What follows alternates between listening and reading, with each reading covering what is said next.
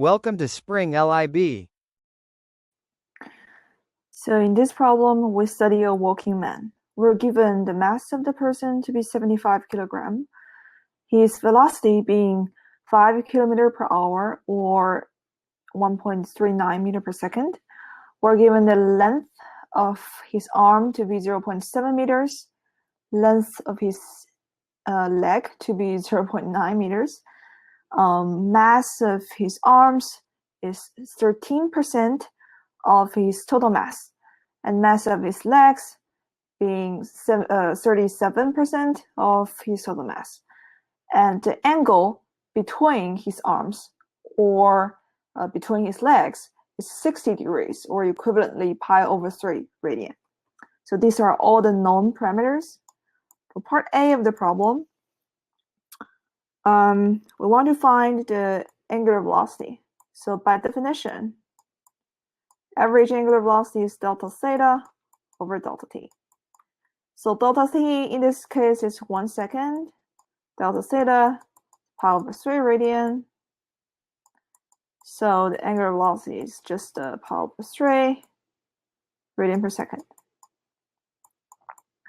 For part B, we want to find the rotational energy, kr of the person. So it's a summation of the rotational energy for his arms plus the rotational energy for his legs. So for arm, it is 1/2 I1 omega squared plus for legs 1/2 I2 omega squared. So what his arm or leg can both be viewed as a rod rotating with a rotational axis at one of its ends. So the moment of inertia of such a rod is 1/3 mL squared. So for arm, it's L1 omega squared plus, similarly for leg, 1/3 M1 M2 L2 squared omega squared. Now we can plug in the numbers for M1, M2, L1, L2, and the omega that we found in part A. Then this rotational energy is 4.97 joule.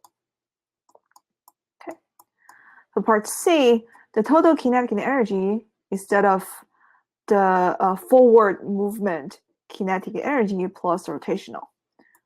So K total equals forward KF plus K rotational. The forward one is simply 1/2 total mass M times V squared.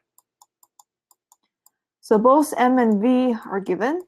So we just plug in the numbers and sum them up to get 77.3 joule. And in the last part of the problem, we want the ratio between the rotational energy and the total energy.